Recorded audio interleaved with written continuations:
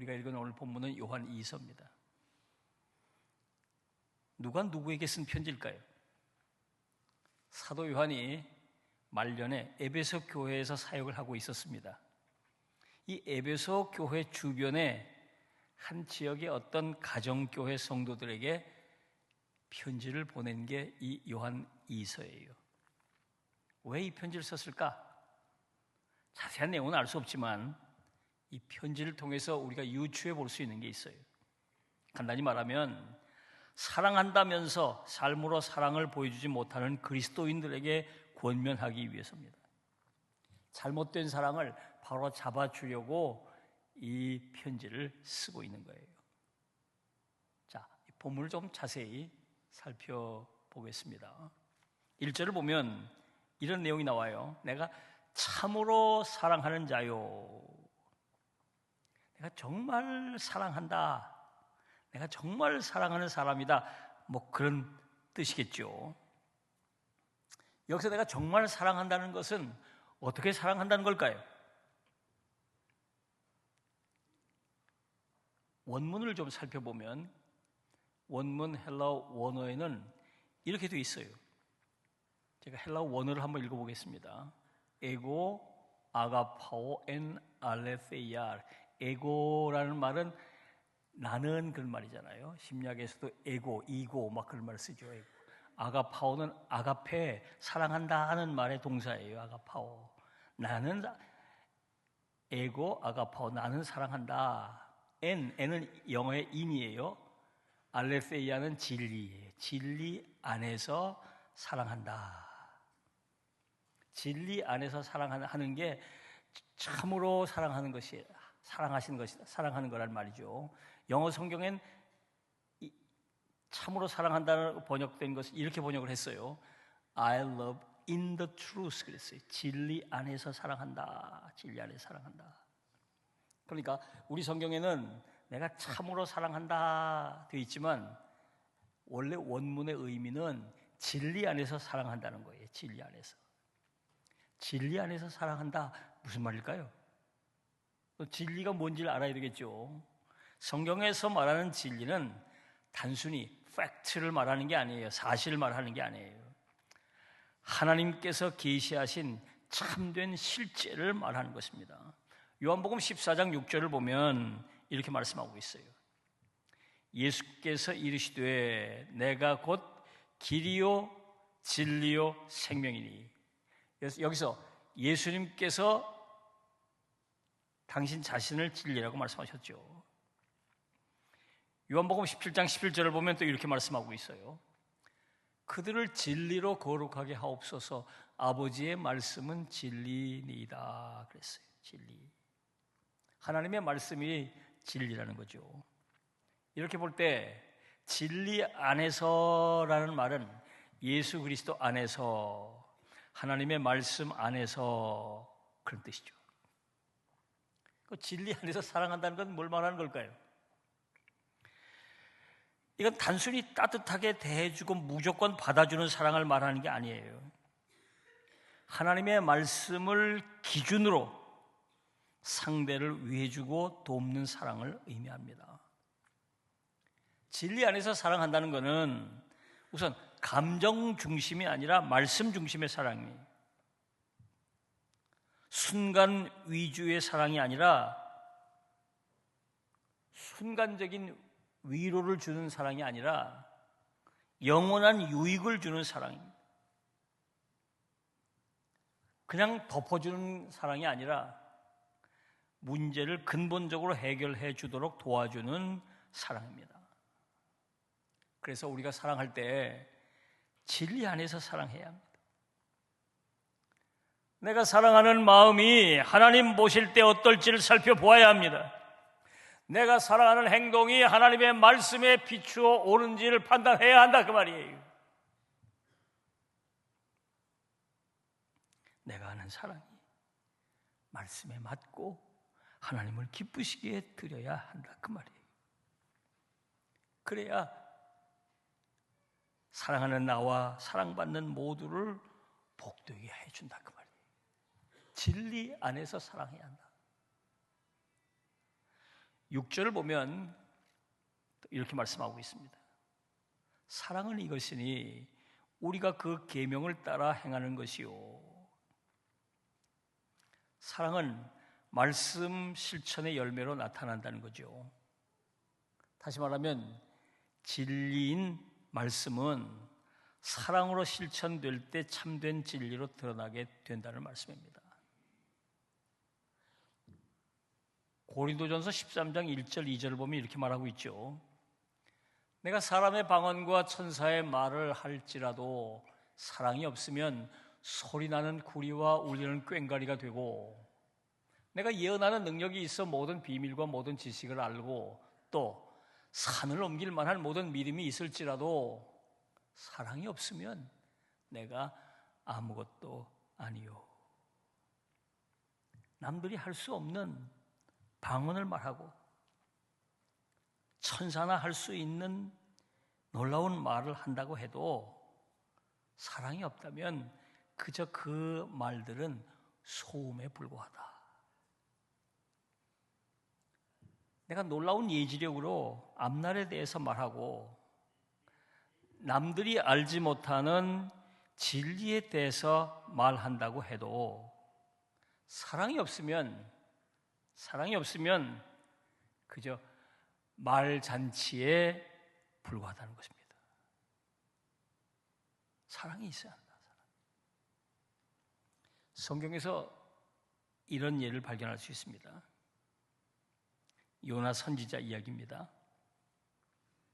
하나님께서 요나 선지자를 니느웨로 가서 말씀을 전하라고 보내셨습니다. 가고 싶지 않아서 도망치다가 하나님께 붙들려서 강권적으로 어쩔 수 없이 니느웨로 가야만 했습니다. 가서 말씀을 전했어요. 요나서 3장 4절을 보면 이렇게 말씀하고 있습니다. 요나가 그 성읍에 들어가서 하루 동안 다니며 외쳐 이르되 40일이 지나면 니느웨가 무너지리라. 하나님 명하신 대로 가서 말씀을 전했어요. 놀랍게도 니느웨 사람들이 그 말씀을 듣고 회개했습니다. 말씀의 역사가 나타난 거죠. 놀라운 역사가 나타난 겁니다. 자, 그런데 문제는 요나서 4장 1절 2절에 나타납니다.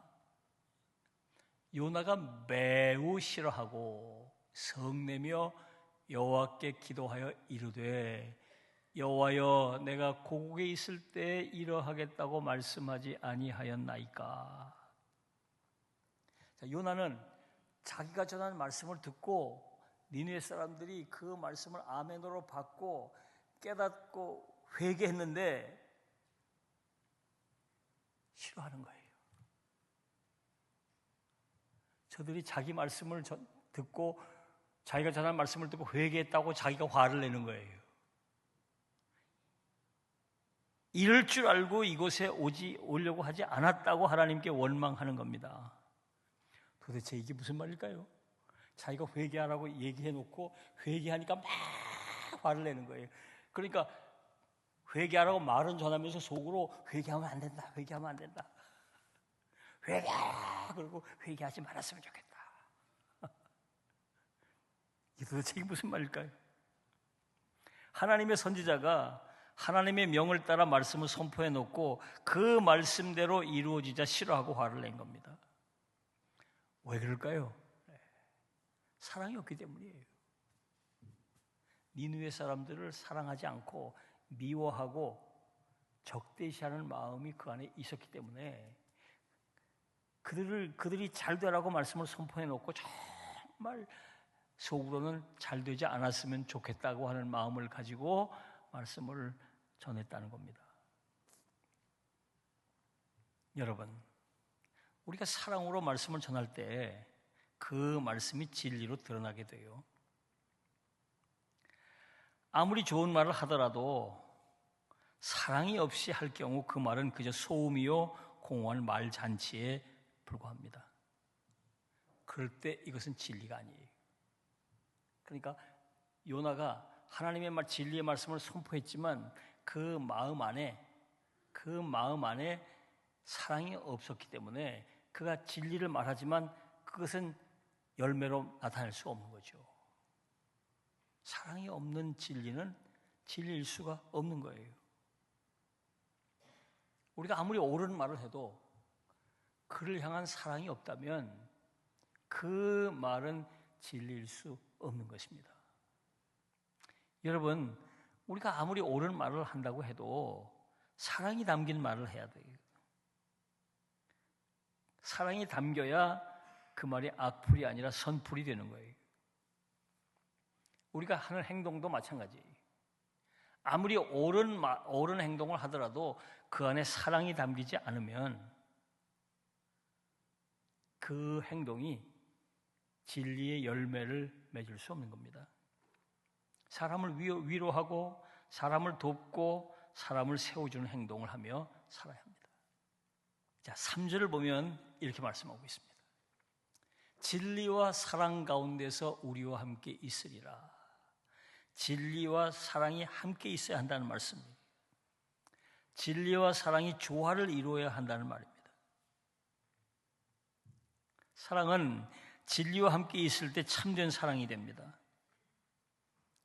그러나 진리가 없는 사랑은 맹목적 사랑일 뿐이에요. 그래서 진리 안에서의 사랑이어야 합니다. 그리고 진리도 사람과 함께 있을 때 참된 진리가 됩니다. 그러나 사랑이 없는 진리는 공허한 메아리일 뿐이에요. 그래서 사랑으로 드러나는 진리여야 합니다. 사랑과 진리가 조화를 이루어야 해요. 그 사랑과 진리가 조화를 이룬 가장 대표적인 모습을 우리는 예수님에게서 찾아볼 수가 있어요. 요한복음 8장 1절로 11절을 보면 가늠하다 현장에서 잡혀온 여인 이야기가 나옵니다. 서기관들과 바리새인들이 가늠하다 현장에 잡힌 여인을 데리고 와서 예수님 앞에 세우며 말했습니다. 모세율법에는 이런 여자는 돌로 치라고 했는데 당신은 어떻게 하시겠습니까?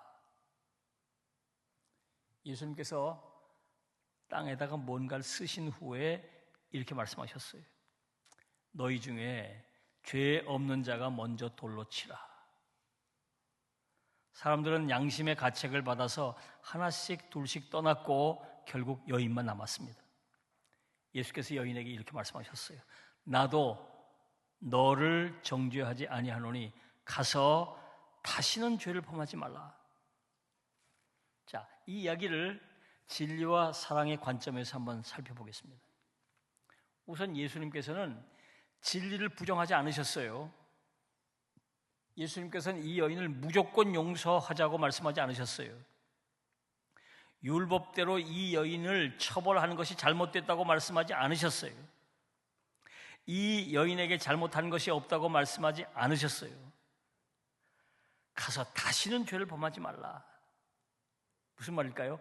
네가 지금 죄를 졌다. 진리를 어기고 말씀을 어겼다. 그걸 인정하는 거잖아요.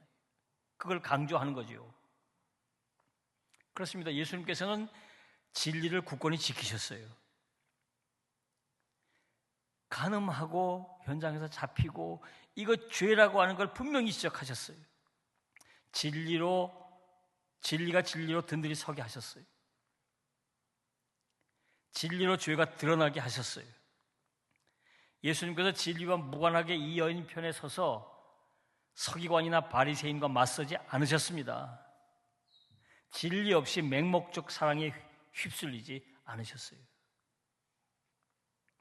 우리가 예수님처럼 어떤 상황 속에서도 진리 안에 서야 합니다. 사랑하되 진리 안에서 해야 합니다. 그래서 그 사랑이 참 사랑이 되게 해야 해요. 다음으로 예수님은 죄인이지만 사랑하셨습니다. 예수님은 이 여인의 죄를 인정하시면서도 이 여인을 미워하거나 정죄하지 않으셨습니다. 죄를 지었으니 율법대로 돌로 치라고 말씀하지 않으셨어요. 대신 죄에서 돌이킬 수 있는 기회를 주셨어요. 죄를 지은 사람을 처벌하여 무너뜨리기보다는 회개하고 회복되기를 바라셨어요. 여기서 주님의 사랑을 볼 수 있죠. 한 가지 주목할 것은 땅에 무언가 글을 쓰시면서 이 여인을 돌로 치라고 했던 사람들에게 무언의 메시지를 보내셨다는 거예요. 자기의 죄를 숨기고 죄가 드러난 사람을 정죄하는 이 위선죄를 저지르고 있는 사람들, 그들에게도 돌이키고 그 죄를 짓지 않도록 기회를 주고 계신 것입니다. 그렇습니다. 예수님께서는 정죄 대신 사랑을 택하셨어요. 죄인이 죄를 회개하고 다시 진리 가운데로 돌아올 수 있는 길을 열어주셨어요. 그래서 사랑으로 진리를 나타내셨어요. 진리와 사랑은 물과 기름처럼 함께 하기가 힘들어요. 진리를 따를 때 사랑을 잃어버리기 쉽고, 사랑을 따를 때 진리를 포기하기가 쉬워요. 우리는 예수님처럼 진리를 따르면서도 사랑하며 살아야 합니다. 사랑하면서도 진리를 지켜가야 돼요. 쉬운 일이 아니에요. 성령의 도움을 받아야 하고 지혜를 구해야 돼요. 이 세상에는 사랑 없는 진리가 넘쳐나고 있고 진리 없는 사랑이 넘실대고 있어요. 그래서 이 세상이 지금 각박하고 이 세상이 이렇게 혼란스러운 거예요. 예수님처럼 진리와 사랑을 조화롭게, 오늘 본문에서 진리와 사랑 가운데서 진리와 사랑이 함께 있어야 한다. 어렵지만 우리가 주님처럼 이렇게 진리와 사랑의 조화를 이루어서 진리를 참된 진리가 되게 하고 사랑을 참된 사랑이 되게 해야 합니다.